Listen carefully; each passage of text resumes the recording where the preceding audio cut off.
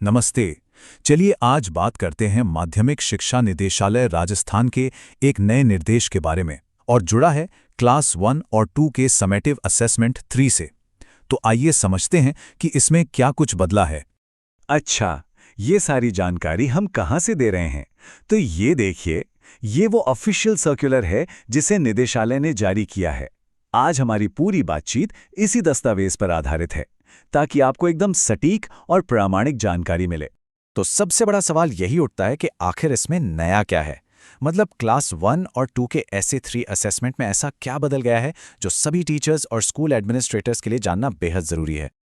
जैसा कि मैंने बताया, ये निर्देश खास तौर पर 2025-26 सेशन के लिए हैं और सिर्फ क्लास 1 और 2 पर ही लागू होगा। तो ये ऐसे 3 यानी समेटिव असेसमेंट 3 है क्या? ये सेशन के आखिर में होने वाला एक बहुत ही ज़रूरी असेसमेंट है और सबसे खास बात यह है कि ये पूरी तरह से FLN यानी कि मूलभूत साक्षरता और संख्या ज्ञान के लक्ष्यों पर आधारित है। यही वो नींव है जो इन शुरुआती क्लास के बच्चों के लिए सबसे ज़्यादा मायने रखती है। ठीक है, अब ये तो समझ आ गया कि ये है क्या, पर सवाल ये है कि ये होगा कैसे? इसकी प्रक्रिया क्या होगी? कुछ स्टेप्स तो सभी स्कूलों के लिए बिल्कुल एक जैसे ही रहने वाले हैं। प्रोसेस वैसे तो काफ़ी सीधी है। बच्चों से सवाल पूछे जाएंगे, या तो बोलकर या लिखकर, और टीचर उनके जवाबों को रिकॉर्ड करेंगे। लेकिन एक बात का ज़रूर ध्यान रखना है, और वो ये कि एक बार डेटा सबमिट हो गया तो बस वो फाइनल है, उसे बाद में बदला नहीं जा सकता। इसलिए फाइनल सबमिशन से पहले हर चीज़ को डबल चेक करना बहुत बहुत ज़रूरी है। अब आते हैं इस पूरे मामले के सबसे अहम हिस्से पर। यहाँ से कहानी में एक ट्विस्ट है। अब 2 अलग-अलग रास्ते हैं और ये इस बात पर निर्भर करेगा कि स्कूल PM श्री है या कोई और सरकारी स्कूल। जी हाँ, बिल्कुल। SA3 को करवाने का और उसका डेटा फीड करने का पूरा तरीका इस बात पर निर्भर करेगा कि स्कूल किस कैटेगरी में आता है, PM श्री या अन्य। ये स्लाइड देखिए, यहाँ पर सब कुछ एकदम साफ साफ है। एक तरफ है PM श्री स्कूल, दूसरी तरफ बाकी सरकारी स्कूल। PM श्री स्कूलों के लिए प्लेटफॉर्म है शिक्षक ऐप, मतलब सब कुछ इसी ऐप से होगा। वहीं बाकी स्कूलों के लिए है अपना शाला दर्पण पोर्टल। क्वेश्चन पेपर भी PM श्री स्कूलों को ऐप में ही मिल जाएंगे, जबकि बाकियों को शाला दर्पण से डाउनलोड करने पड़ेंगे। और डेटा एंट्री PM श्री में ऐप में ही ऑटोमेटिक हो जाएगी और बाकी स्कूलों को शाला दर्पण पर जाकर मैनुअली करनी होगी। और देखिए, सर्कुलर में ये बात बिल्कुल साफ शब्दों में कही गई है। इसका सीधा मतलब है कि अगर स्कूल PM श्री है तो शाला दर्पण पर कुछ भी खोजने की जरूरत नहीं है। उनके लिए पूरी प्रक्रिया सिर्फ और सिर्फ शिक्षक ऐप पर ही होगी। ये एक बहुत ही अहम निर्देश है। और जहां तक दूसरे सरकारी स्कूलों की बात है, उनकी प्रक्रिया पूरी तरह शाला दर्पण पर ही चलेगी। RSCERT ये सुनिश्चित करेगा कि मूल्यांकन पत्र स्कूलों को उनके शाला दर्पण लॉगिन पर डाउनलोड के लिए समय पर मिल जाएं। तो ये सब जानने के बाद अब स्कूलों को असल में करना क्या है? चलिए इसे कुछ आसान स्टेप्स में समझते हैं। तो सबसे पहला काम ये पहचानना कि आपका स्कूल PM श्री है या अन्य। इसमें कोई कंफ्यूजन नहीं होना चाहिए। फिर अपने सही प्लेटफॉर्म पर जाएं, या तो शिक्षक ऐप पर या शाला दर्पण पर। वहां से ऑफिशियल क्वेश्चन पेपर निकालें, टाइम टेबल के हिसाब से असेसमेंट करवाएं और आखिर में ये पक्का करें कि डेटा बिल्कुल सही और समय पर सबमिट हो जाए।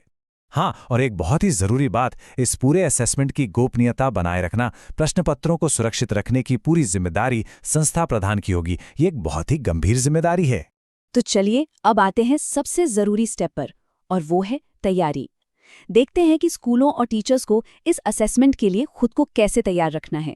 देखिए, स्कूल लेवल पर जो हेड टीचर हैं, उनकी सबसे बड़ी जिम्मेदारी ये है कि 5 मार्च 2026 तक हर एक स्टूडेंट की डिटेल्स शाला दर्पण पोर्टल पर वेरीफाई हो जाए। साथ ही ये भी पक्का करना होगा कि फॉर्म 5 और फॉर्म 9 जैसे ज़रूरी डॉक्यूमेंट्स हर स्टूडेंट के लिए पूरी तरह से भरे हों, मतलब कोई भी बच्चा छूटना नहीं चाहिए।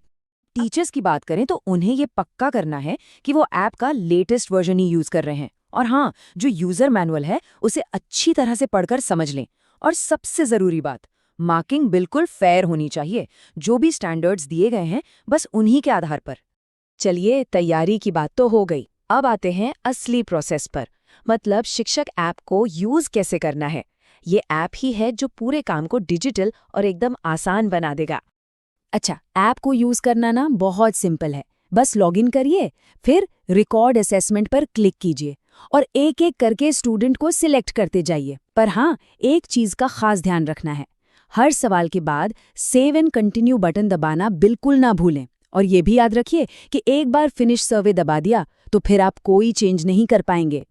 ठीक है, तो ऐप कैसे चलाना है ये तो समझ लिया।